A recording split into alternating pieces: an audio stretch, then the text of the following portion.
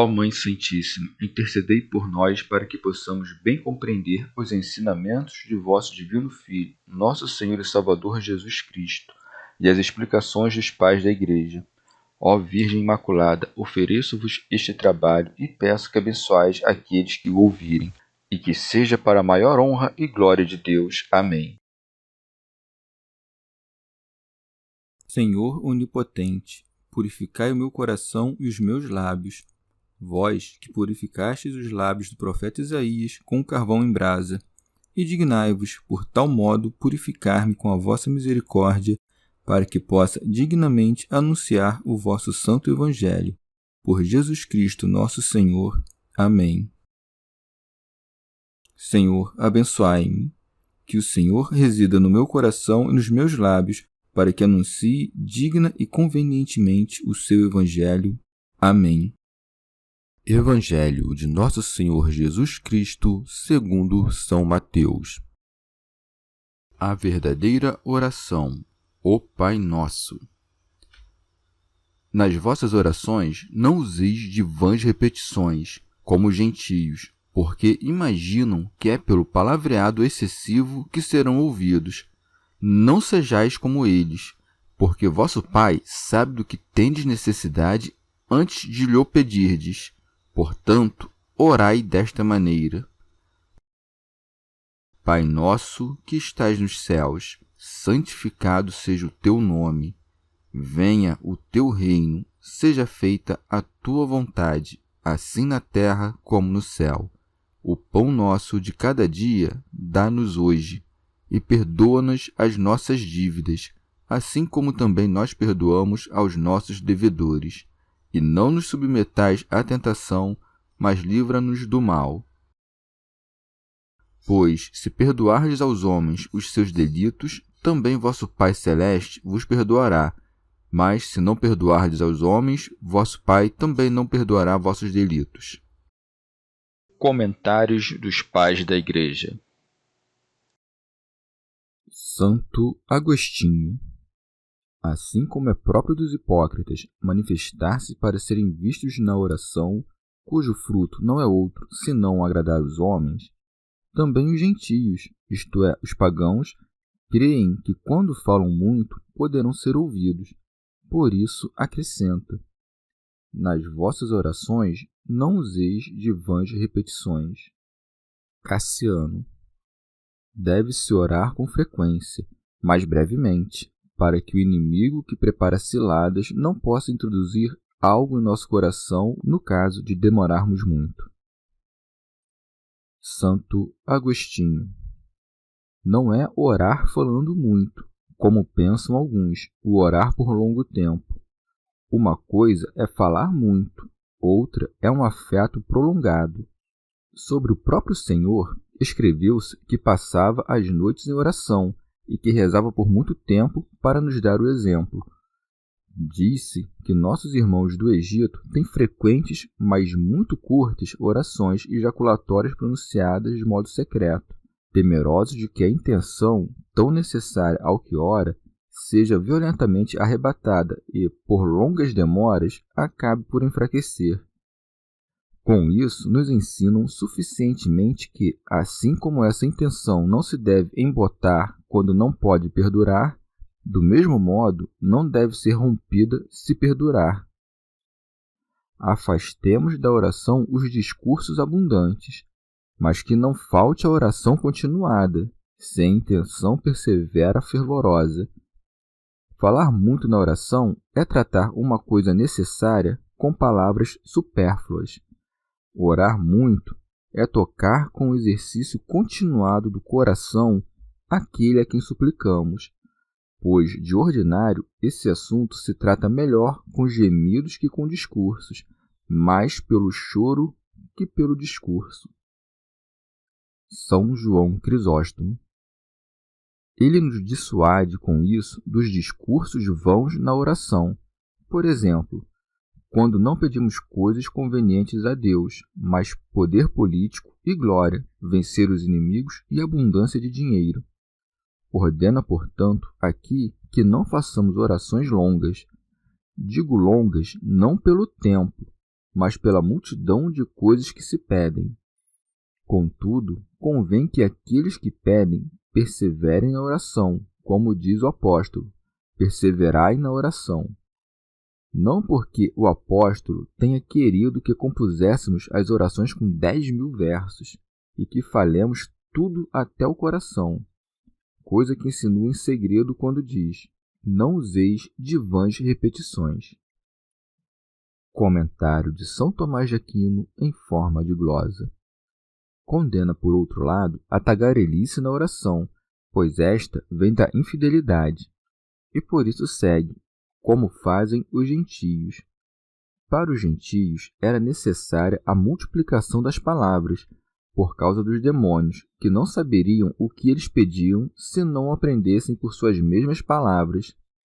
Os gentios creem, portanto, que quando falam muito, são ouvidos. Santo Agostinho.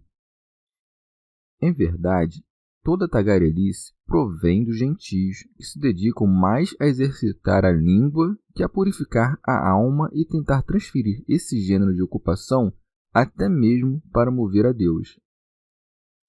São Gregório Magno.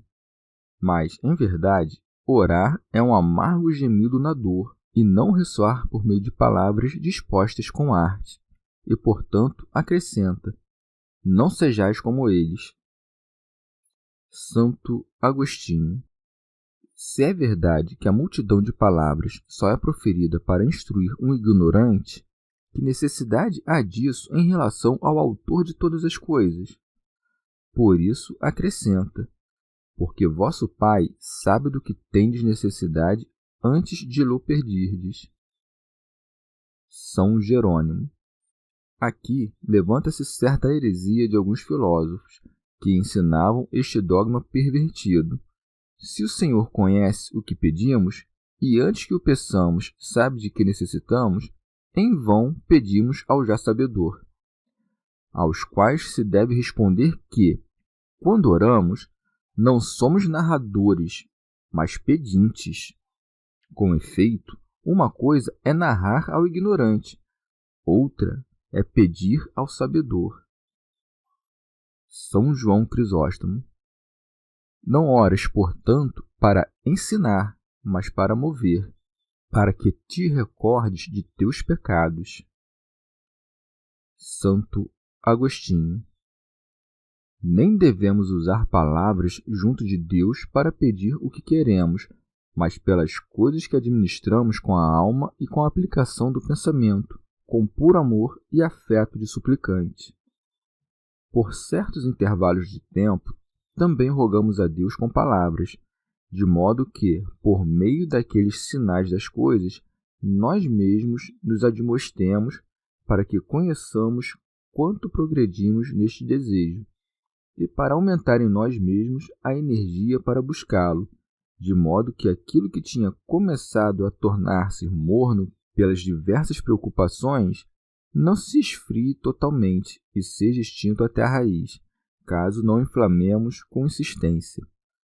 São-nos, portanto, necessárias palavras pelas quais sejamos movidos e pelas quais examinemos o que pedimos, não pelas quais pensemos que o Senhor será instruído ou curvado. Mas pode-se muitas vezes perguntar, seja a oração feita por ações, seja por palavras, qual é a necessidade da oração se Deus já conhece o que nos é necessário? O próprio esforço da oração purifica e serena o nosso coração e torna-o mais capaz de acolher os dons divinos que nos são infundidos espiritualmente. Pois Deus não nos ouve pela ambição de nossas preces, Ele que está sempre pronto a nos dar sua luz. Mas nós nem sempre estamos prontos a recebê-la, quando somos desviados para outras coisas. Na oração, faz-se, portanto, a conversão do corpo a Deus e a purificação do olho interior, quando são temporariamente afastadas aquelas coisas que desejávamos, de modo que a penetração de um coração puro possa receber a luz pura e nela permanecer com a alegria pela qual a vida bem-aventurada se aperfeiçoa. Comentário de São Tomás de Aquino em forma de glosa. Entre os conselhos saudáveis e divinos com que Deus procura a felicidade dos que creem, propôs uma forma de orar e compôs orações em breves palavras, com a finalidade de que se tenha confiança em alcançar o que se quer rapidamente. Por isso diz: Pai nosso que estais nos céus. São Cipriano, aquele que nos deu a vida, também nos ensinou a orar para que, quando falamos ao Pai por meio da oração que nos ensinou o Filho, sejamos ouvidos com mais facilidade. É uma oração amigável e familiar o rogar a Deus com sua própria oração. O Pai conhece as palavras de seu Filho quando rogamos a Ele, e como temos como advogado diante do Pai quando pecamos, quando nós, pecadores, rogamos por nossos delitos, devemos tomar as palavras de nosso advogado. Comentário de São Tomás de Aquino em forma de glosa. Não oramos somente com essas palavras, mas também com outras, concebidas no mesmo sentido e com as quais nosso coração se inflama. Santo Agostinho. Como em toda petição, deve-se começar por ganhar a benevolência daquele a quem rogamos, e, depois, deve-se dizer o que pedimos. A benevolência costuma ser adquirida por meio do louvor daquele a quem se dirige a oração, e é usual colocá-la no início, no qual Nosso Senhor não nos mandou dizer nada além de Pai nosso que estás nos céus. Foram ditas muitas coisas em louvor do Senhor, mas não se encontra preceito algum dado ao povo de Israel para que dissesse Pai nosso, mas sempre se falou do Senhor, manifestando-lhes que Deus era para eles como o Senhor para seus servos.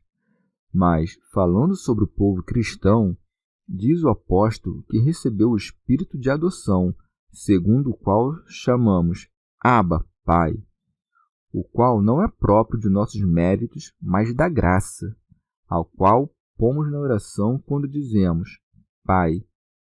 Com esse nome também se acende a caridade em nossas almas, o que deve ser mais amável para os filhos que um pai. Um afeto suplicante quando os homens dizem Pai Nosso, e uma certa confiança antecipada de que obteremos o que pedimos. O que não dará aos filhos que lhe pedem quem lhes concedeu antes que possam ser seus filhos? Enfim, com quão grande cuidado toca a alma para que o que diz Pai Nosso não seja indigno de tão grande Pai. Também são, com isso, advertidos os ricos e os que são de linhagem nobre para que, quando se fazem cristãos, não se encham de soberba contra os pobres e contra os de origem desconhecida, visto que, do mesmo modo que eles, dizem ao Senhor Pai Nosso, o qual não podem dizer piedosa e verdadeiramente, senão os reconhecem como irmãos. São João Crisóstomo. Que dano pode sobrevir do parentesco com o inferior quando todos estamos unidos conforme o superior?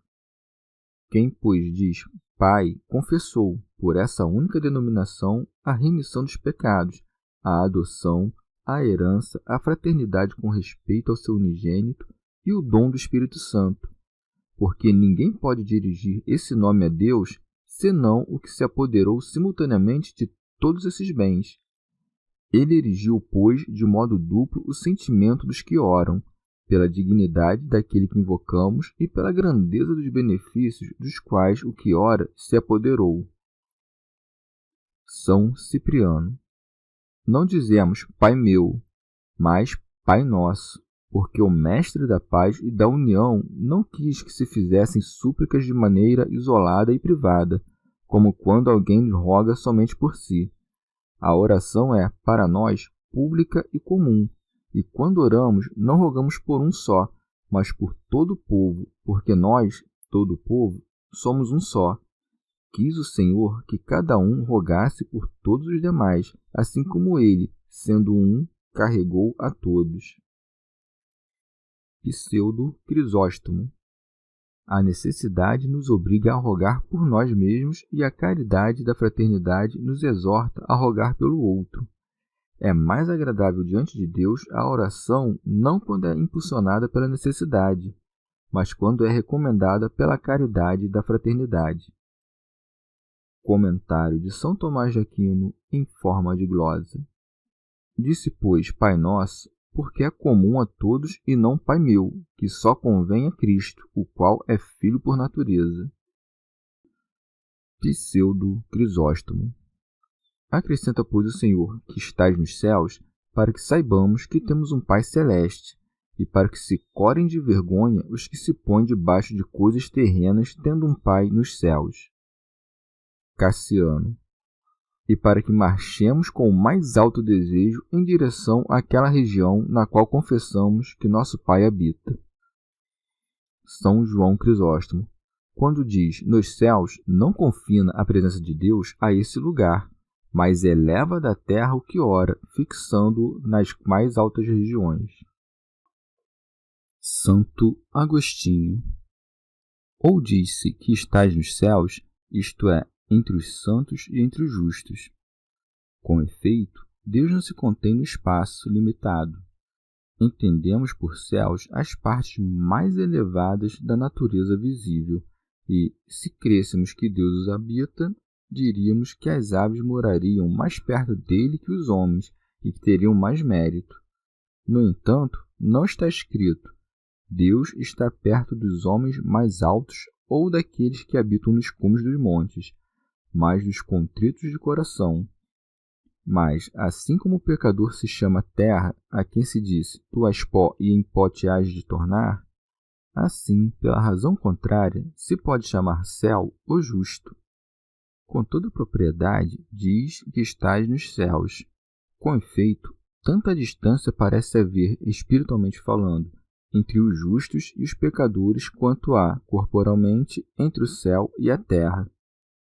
Para significar isso, quando oramos, voltamo-nos em direção ao Oriente, onde o céu se levanta, não como se Deus estivesse ali, abandonando as demais partes do mundo, mas para que a alma seja advertida de que converter-se em uma natureza mais elevada, isto é, a Deus, quando o corpo, que é terreno, se volta para um corpo mais excelente, isto é, um corpo celestial. Convém, igualmente, que cada um conheça corretamente Deus com as suas faculdades, seja de crianças, seja de adultos, e por isso, aos que ainda não podem compreender as coisas incorpóreas, pode tolerar-se a opinião segundo a qual Deus está antes nos céus que na terra. Já se disse quem é aquele a quem se pede e onde habita. Agora vamos ver as coisas que se devem pedir. O primeiro que se pede é isso: santificado seja o teu nome. Não se pede assim porque o nome de Deus não seja santo, mas para que seja tido como santo pelos homens. Isto é, que assim se dê a conhecer Deus, de modo que não se estime algo como mais santo. São João Crisóstomo. Ou manda o que ora rogar para que Deus seja glorificado por nossa vida, como se dissesse: faz com que vivamos de tal modo que todas as coisas te glorifiquem por meio de nós. Seja santificado é o mesmo que seja glorificado, e, portanto, digna uma oração a Deus que não pede nada antes da glória do Pai, mas que posponha tudo ao seu louvor. Pseudo Crisóstomo. Ou, de outro modo, não pedimos a Deus que ele seja santificado por meio de nossas orações, mas que seu nome seja santificado em nós.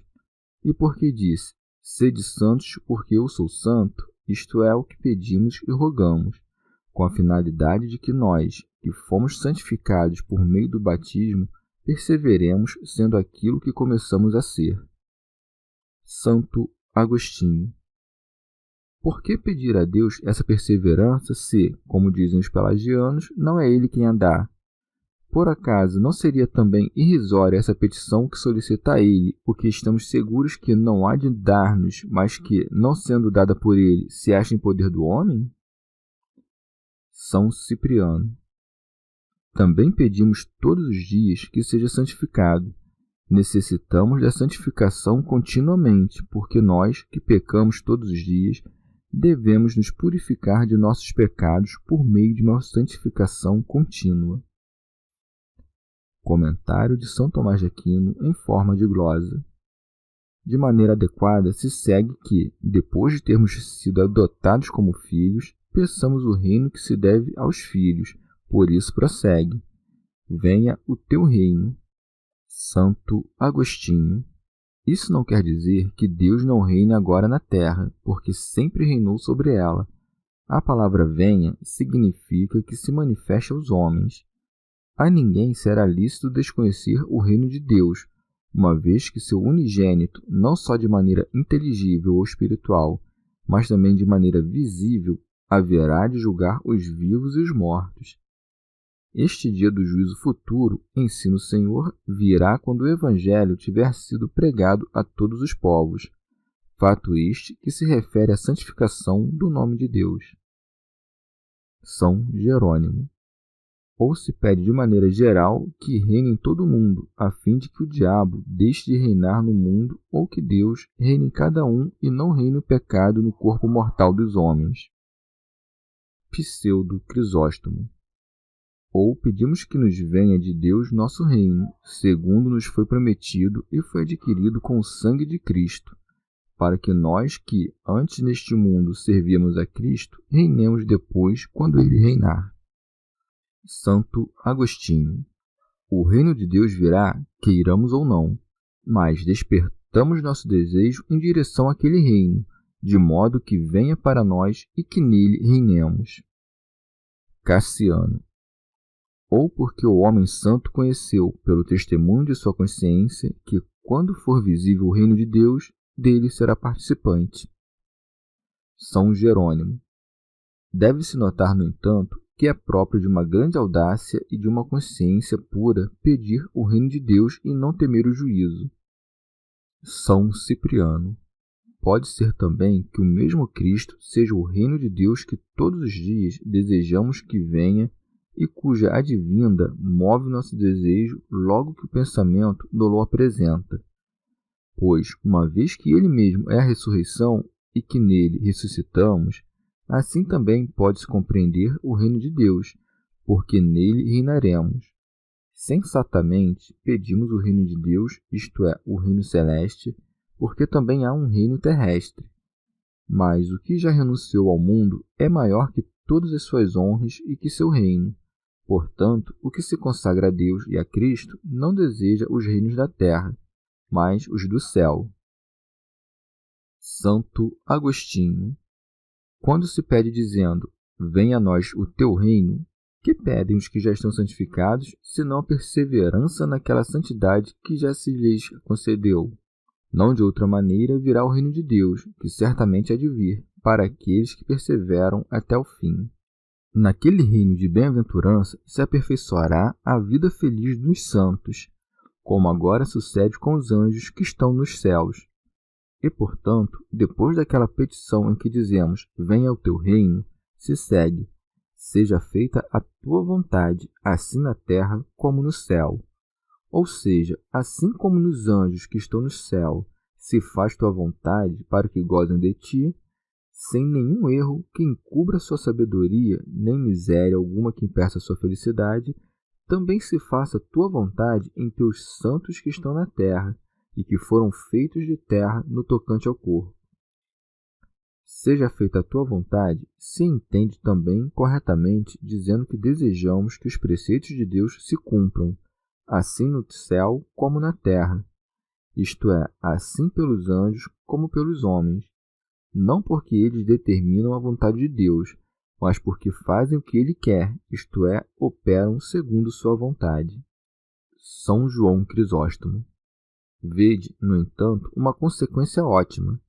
Depois de ter nos ensinado a desejar as coisas do céu por essas palavras, venha a nós o teu reino, antes de chegar ao céu, nos ensina a fazer da terra céu com estas palavras, seja feita a tua vontade, assim na terra como no céu. São Jerônimo.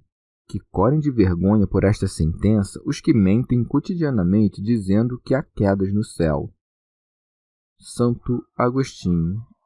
Ou, assim no céu como na terra, isto é, assim como nos justos, também nos pecadores, como se dissesse: assim como fazem tua vontade os justos, façam-na também os pecadores, para que se convertam a ti.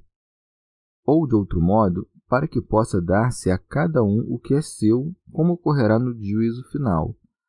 Também podemos conhecer que por céu e terra se entendem o espírito e a carne. E uma vez que diz o apóstolo: eu mesmo sirvo a lei de Deus com o espírito e sirvo a lei do pecado com a carne, devemos compreender que a vontade de Deus é feita no espírito. Assim sucede naquela transformação que se promete aos justos. Faça-se a vontade de Deus, assim na terra como no céu, isto é, assim como o espírito não resiste a Deus, também não resiste ao corpo, ao espírito. Ou, de outro modo, assim na terra como no céu, isto é, assim como no próprio Cristo, também na Igreja. Assim como no varão que cumpriu a vontade do Pai, também na mulher com que foi esposado. Convenientemente, se interpretam o céu e a terra como se fossem um homem e uma mulher, uma vez que a terra é frutífera quando fecundada pelo céu. São Cipriano. Não pedimos que ele faça o que quer, mas que nós possamos fazer o que Deus quer, uma vez que, para que se faça em nós, é necessária a vontade divina, isto é, sua ajuda e proteção, porque ninguém é suficientemente forte por suas próprias forças, mas está seguro na misericórdia de Deus. São João Crisóstomo. A virtude não é somente própria de nosso ardor, mas também de uma graça superior. Por isso, se nos manda aqui a cada um de nós que oremos por todo mundo, e não disse: seja feita a tua vontade em mim ou em nós, mas em toda a terra, para que tanto desapareça o erro como a verdade seja semeada, a malícia desterrada e a virtude devolvida e, assim, já não difira o céu da terra. Santo Agostinho. Nisto se manifesta claramente, em oposição ao que dizem os pelagianos, que o princípio da fé é um dom de Deus, quando a Santa Igreja roga pelos não infiéis para que comecem a ter fé. Como a vontade de Deus já se cumpriu nos santos, quando ainda pedimos que se cumpra, que outra coisa pedimos, senão que perseverem no que começaram a ser? Pseudo Crisóstomo. Deve considerar-se como dito a todos o que diz, assim no céu como na terra. Isto é, santificado seja teu nome, assim no céu como na terra. Venha o teu reino, assim no céu como na terra. Faça-se tua vontade, assim no céu como na terra. E considera com quanta precaução falou. Não disse, pois: Pai, santifica teu nome em nós. Venha teu reino sobre nós, faz tua vontade em nós. Nem disse outra vez: santifiquemos teu nome, recebamos teu reino, façamos tua vontade, para que não parecesse que isso era obra exclusiva de Deus ou do homem. E por isso disse de maneira moderada e impessoal, porque assim como o homem não pode agir bem sem a ajuda de Deus, também Deus não pode operar o bem no homem a não ser que este queira. Santo Agostinho. Estas três coisas que se pedem nas petições anteriores começam aqui e quanto mais progredimos, mais aumentam em nós. Será, na verdade, perfeitamente possuído aquilo que se deve esperar na outra vida. Nas outras 4 petições que se seguem, pedem-se coisas temporais necessárias para conseguir a vida eterna. O pão, que convenientemente se pede aqui, é necessário, por isso segue: o pão nosso de cada dia dá-nos hoje. São Jerônimo. O que chamamos aqui de necessário para o sustento da vida, supersubstantialis, em grego se diz epiosium, em lugar do qual dizem com muita frequência os 70 intérpretes periosium. Consideramos, portanto, o texto hebraico, e em todos os lugares em que aqueles expressaram a palavra periosium, encontramos a palavra sogola, que Símaco traduziu por exaireton, que quer dizer principal ou egrégio, conquanto em certo lugar o tem interpretado como peculiar. Quando pedimos, pois, que Deus nos conceda o pão peculiar ou principal, pedimos aquele de quem fala o Evangelho de João quando diz: Eu sou o pão vivo que desceu do céu. São Cipriano. Cristo, com efeito, é o pão da vida, e este pão não é o pão de todos, mas o pão nosso. Pedimos todos os dias que se nos dê este pão para que nós, que estamos em Cristo e recebemos a Eucaristia todos os dias, não sejamos proibidos, por algum grave delito que o impeça, de nos aproximar do pão celeste e não sejamos separados do corpo de Cristo.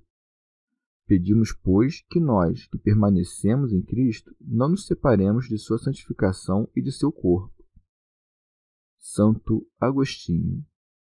Os santos pedem ao Senhor a perseverança, quando pedem que não sejam separados do corpo de Cristo, mas que perseverem naquela santidade e não cometam pecado algum. Pseudo Crisóstomo. Ou falou sobre o pão supersubstancial, que quer dizer cotidiano. Cassiano, quando diz hoje, manifesta que todos os dias deve-se comer e em todo tempo se deve proferir esta oração, porque não há um dia no qual não nos seja necessário, pelo recebimento deste pão, fortalecer o coração do homem interior. Santo Agostinho. Mas contra essa doutrina levantam objeções, contudo, aqueles que, no Oriente, não partilham cotidianamente a ceia do Senhor.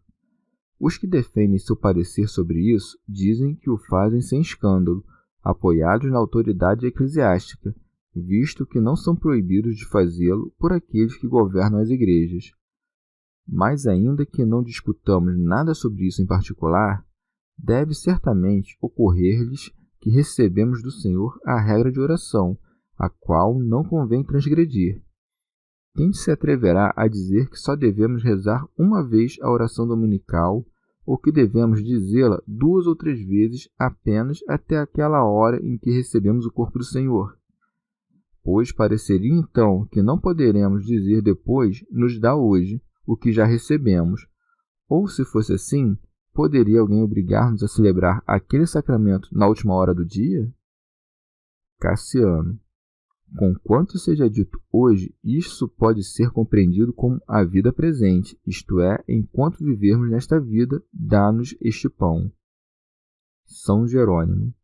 Podemos compreender de outro modo o pão supersubstancial, a saber, aquele que está sobre todas as substâncias e supera todas as criaturas, ou seja, o corpo de Cristo.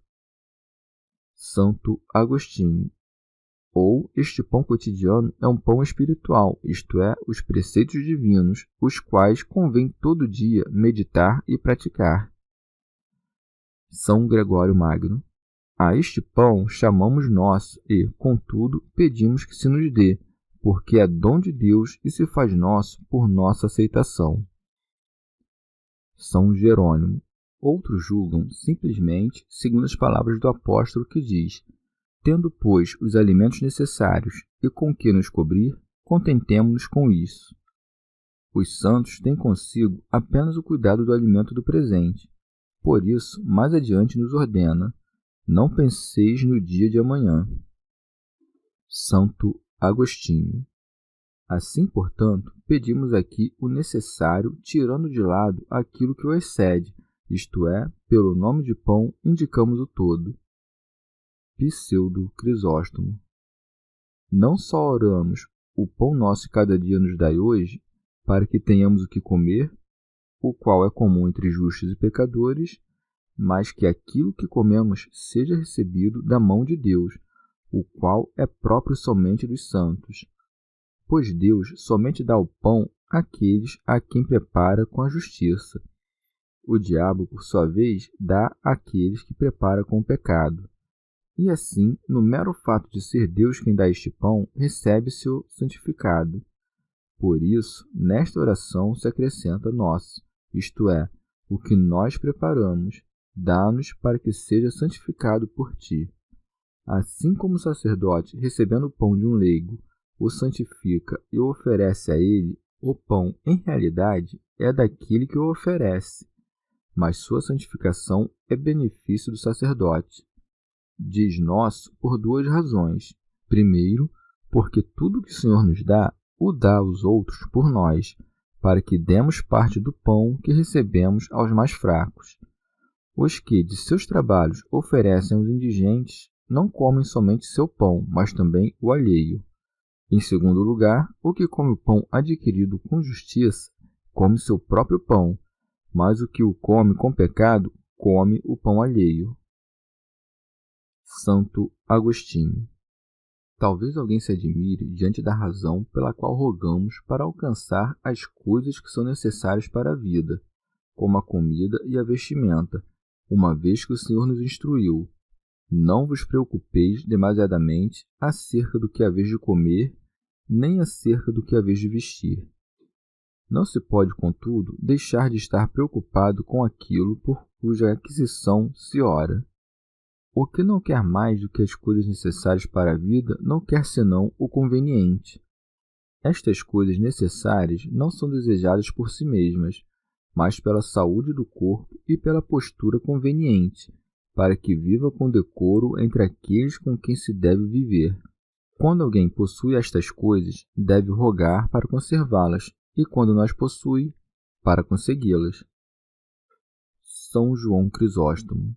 Deve-se considerar, pois, que depois de dizer seja feita a tua vontade, assim na terra como no céu, como falava a homens que viviam na terra, vestidos de carne, e como não pudessem ter a mesma impassibilidade dos anjos, condescende com nossa debilidade que indispensavelmente necessita de alimento, e nos mandou fazer oração para obter o pão, não para obter dinheiro nem as coisas próprias da lascívia, mas somente o pão cotidiano, e nem isto é suficiente, mas acrescentou nos dá hoje, para que não esgotemos a nós mesmos com a preocupação do dia que há de vir. Pseudo Crisóstomo. À primeira vista, parece que o verdadeiro sentido destas palavras consiste em que os que dizem isso não devem preparar coisa alguma para o dia seguinte, o qual, se assim fosse, tornaria esta oração conveniente a poucos, isto é, aos apóstolos, que andavam durante todo o tempo por todos os cantos para ensinar, ou talvez a ninguém. Devemos, no entanto, adaptar a doutrina de Cristo de modo que todos nela progridam. São Cipriano. O discípulo de Cristo, portanto, deve pedir esta comida divina, não estendendo seu pedido em uma longa lista de necessidades, coisa que seria autocontraditória, uma vez que buscaríamos permanecer muito tempo neste mundo, nós que pedimos que o reino dos céus venha rapidamente. Ou acrescenta de cada dia, para que cada um coma quanto exige a razão natural e não quanto instiga a lascívia da carne. Se em um banquete gastas tanto quanto podes necessitar para 100 dias, já não comes o alimento cotidiano, mas o de muitos dias. São Jerônimo.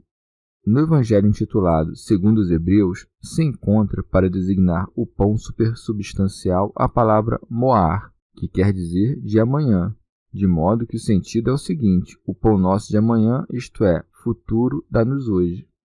São Cipriano.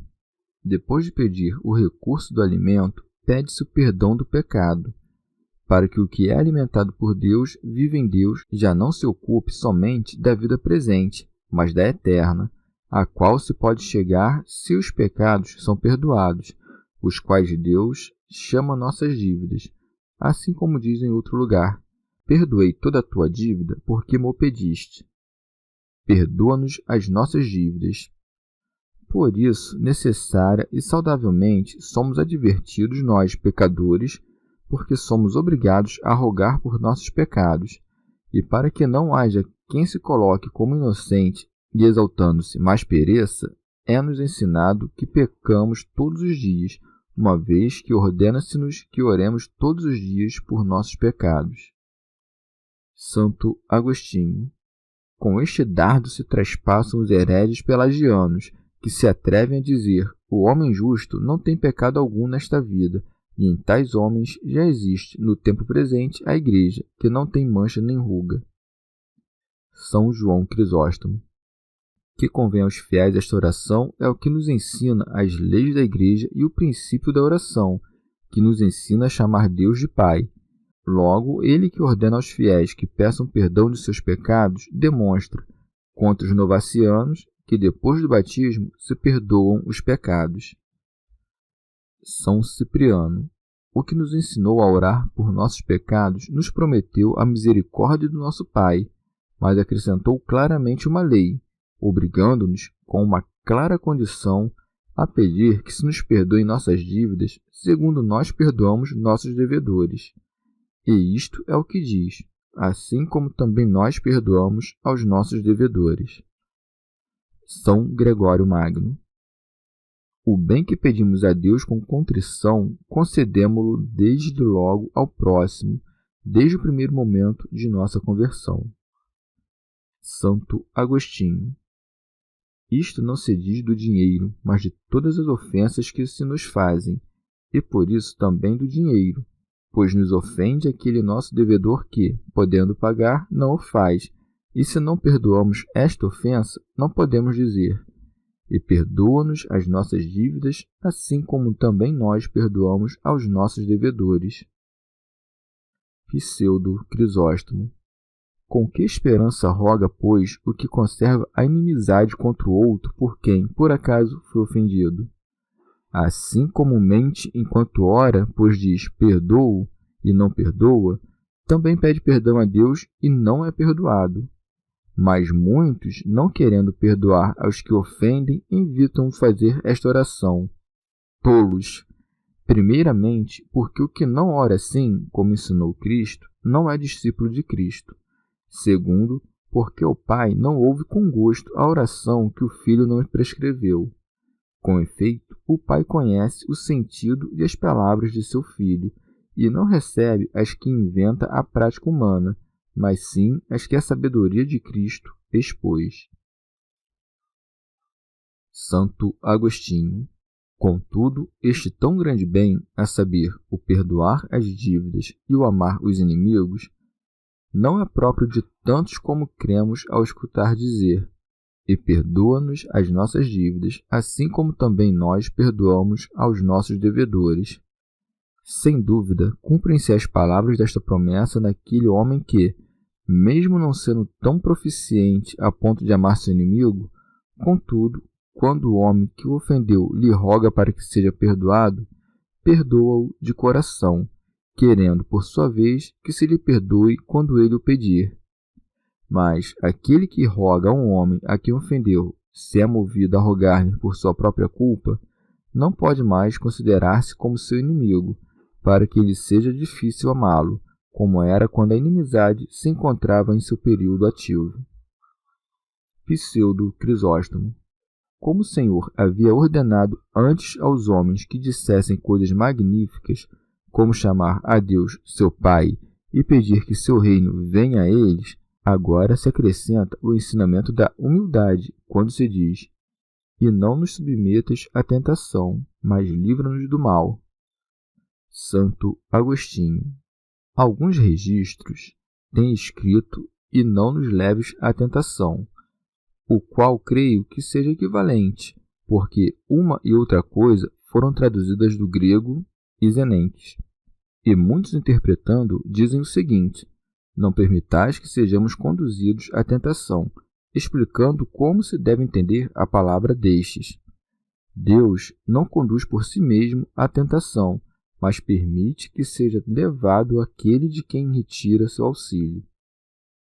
São Cipriano. Aqui se mostra que o inimigo nada poderá contra nós, a não ser que Deus antes o permita, para que todo o nosso temor e devoção se convertam a Deus. Santo Agostinho. Uma coisa é ser levado à tentação, outra é ser tentado, pois ninguém pode ser provado sem tentação, seja tentado por si mesmo ou por outro. Cada um é perfeitamente conhecido por Deus antes de sofrer qualquer tentação.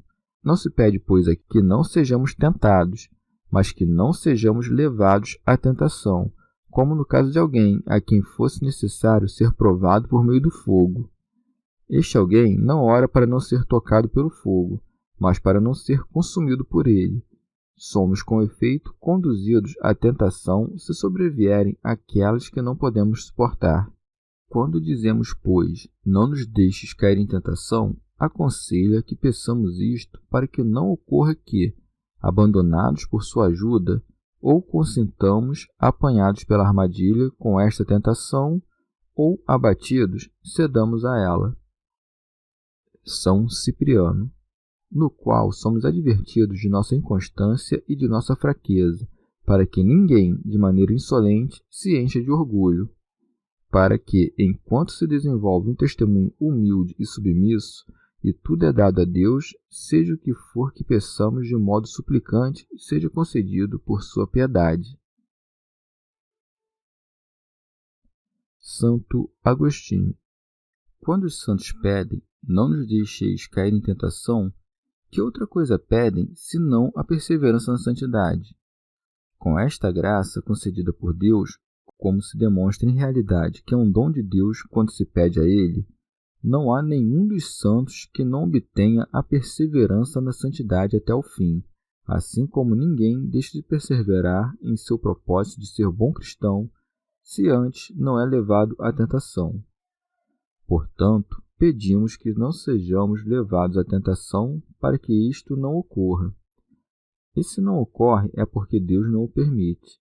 Nada se faz senão o que Ele mesmo faz ou permite que suceda.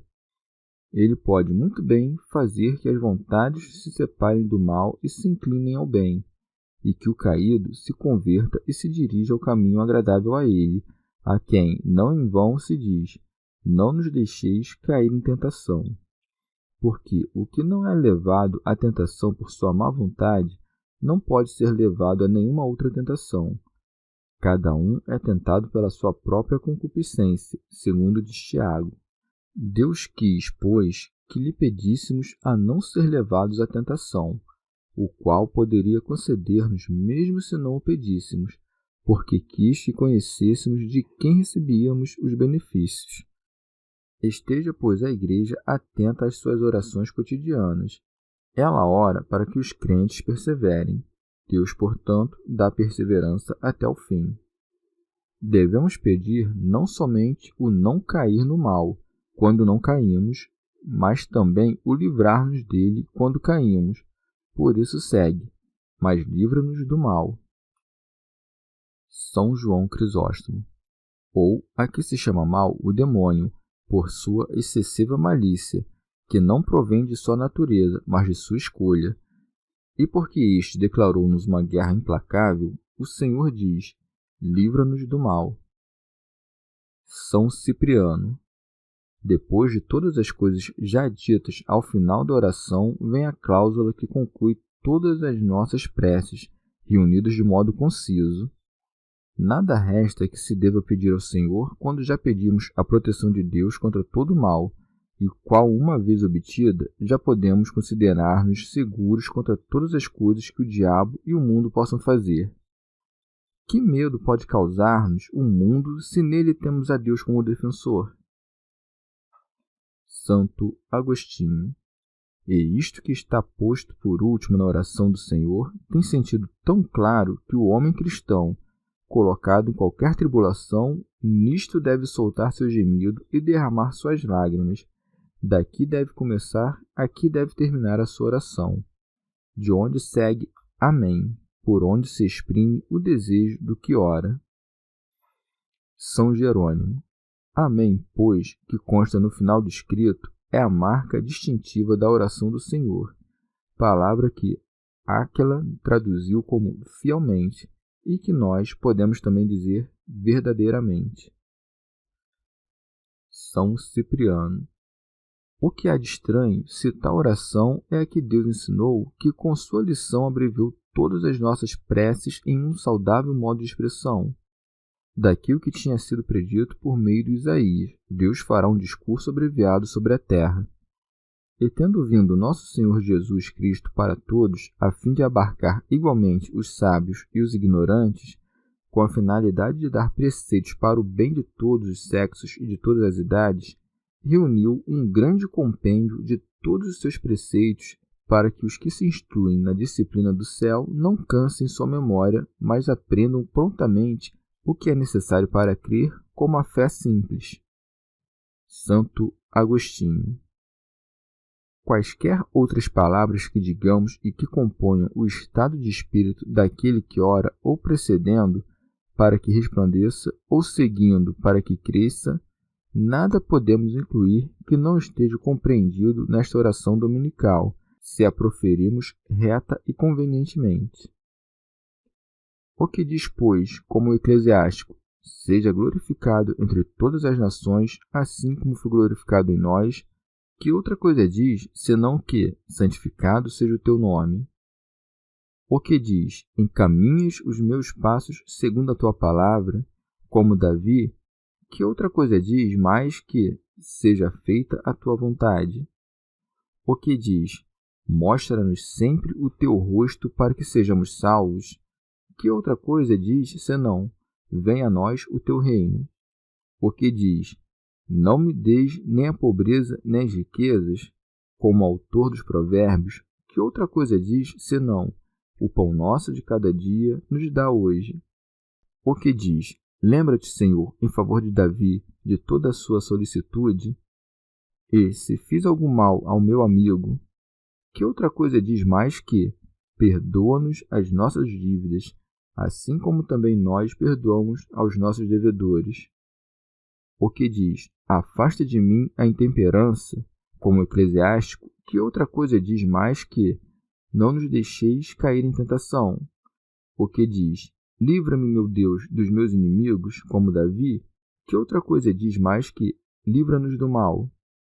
E se percorreres todas as palavras de todas as preces santas, nada encontrarás que não esteja compreendido na oração do Senhor. Quem quer que diga algo que não possa se referir a esta prece evangélica, ora de modo carnal, atitude que eu não saberia como não chamar de ilícita, uma vez que o Senhor não ensina os renascidos a orar senão de modo espiritual. Quem, por outro lado, diz na oração, Senhor, multiplica minhas riquezas e aumenta minhas honras, e o diz tendo concupiscência destas coisas, não tendo em vista aquilo que pode trazer proveito aos homens, de acordo com Deus, julgo que esta pessoa não encontrará na oração dominical espaço para encaixar tais votos, razão pela qual, pelo menos, deve envergonhar-se de pedir aquilo que não se envergonha de desejar.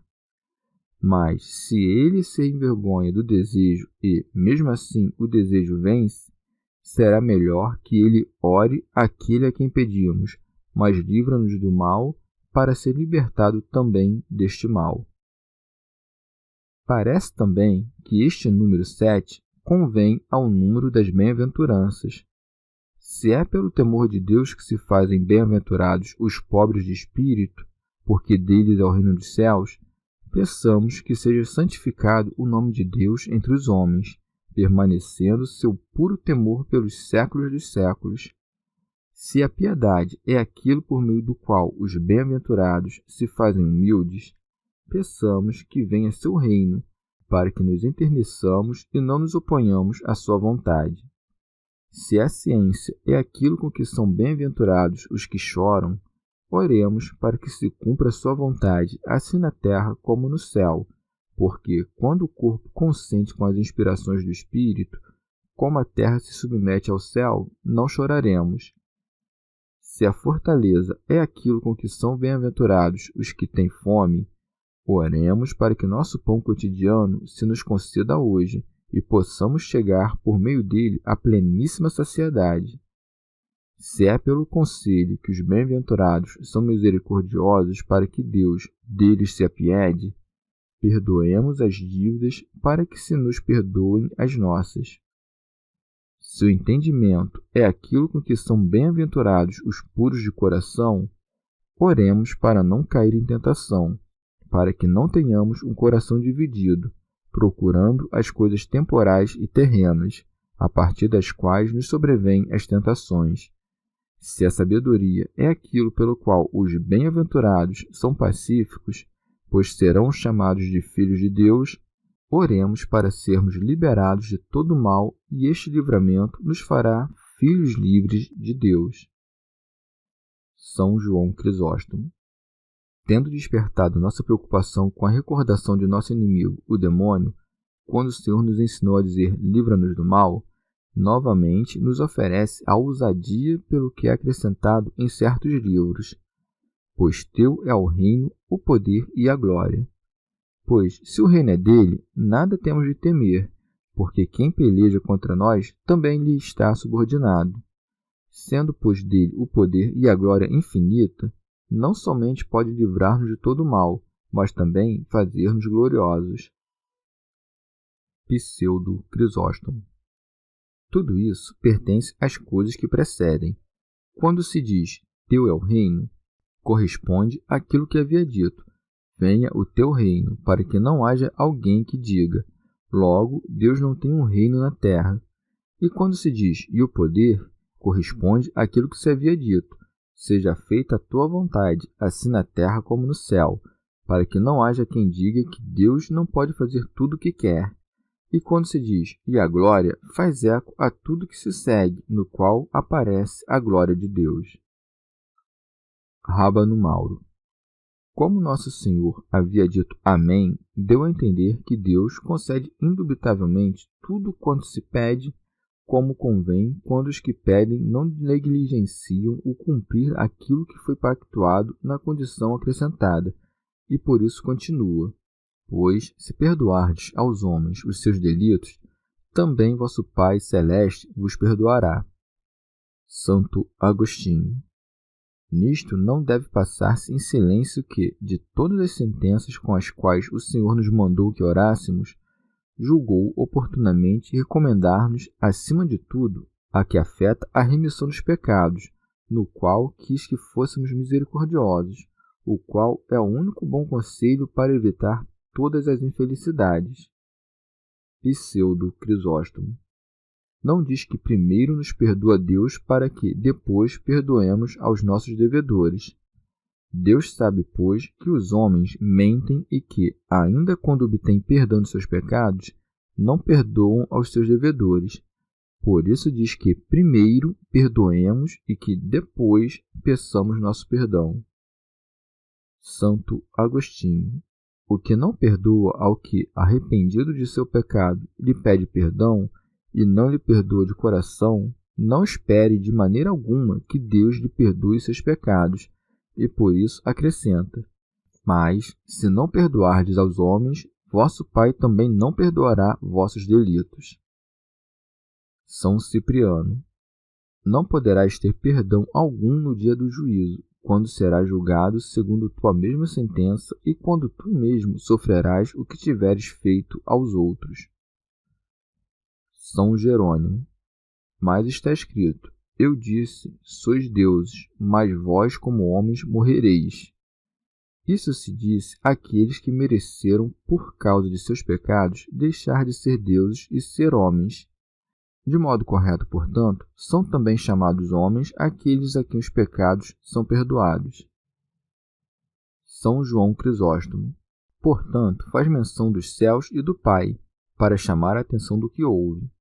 Nenhuma coisa te assemelha tanto a Deus como perdoar aos que te fazem alguma injúria. É inconveniente que seja servil um filho que procede de tal pai e que, chamado ao céu, tenha um sentimento terreno próprio desta vida. Chegamos ao fim de mais um dia de comentários da Catena Áurea. Muito obrigado por ficarem até aqui, que Nossa Senhora derrame suas graças sobre nós e até amanhã.